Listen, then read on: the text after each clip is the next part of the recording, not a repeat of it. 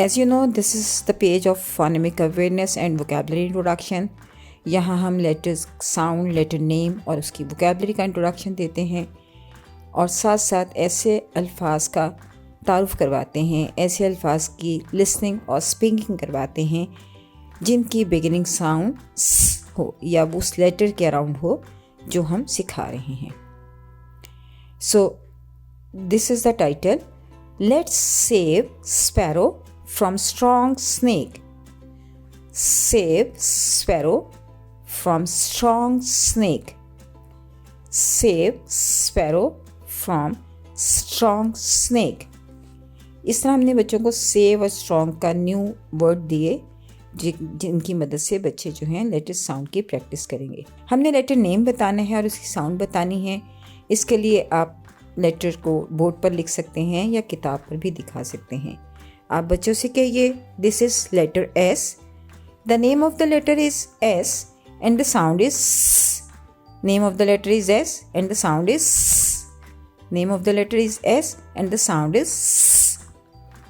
हम क्योंकि 3-2 मेथड को फॉलो करते आ रहे हैं, यानी 3 times listening and 2 times speaking. Minimum आप इसको फॉलो ज़रूर कीजिए. इससे ज़्यादा भी प्रैक्टिस करवाइए, वो ज़्यादा से ज़्यादा बेहतर होगी.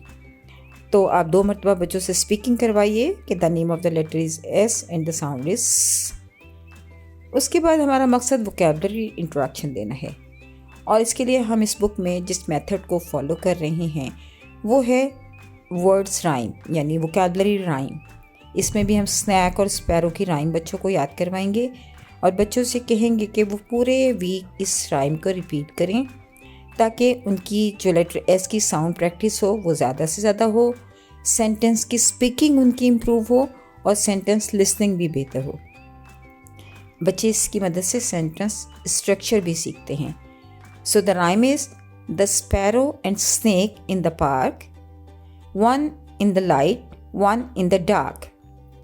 The sparrow and snake in the park, one in the light, one in the dark. जब बच्चे ये राइम पूरा वीक दोहराएंगे तो उनकी लेटर साउंड की प्रैक्टिस भी हो जाएगी और साथ साथ वोकेबलरी नेम्स जो हैं वोकेबलरी प्रैक्टिस भी उनकी हो जाएगी. आप बच्चों को वोकेबलरी इंट्रोडक्शन के लिए प्रॉप्स और पिक्चर्स को यूज़ कर सकते हैं.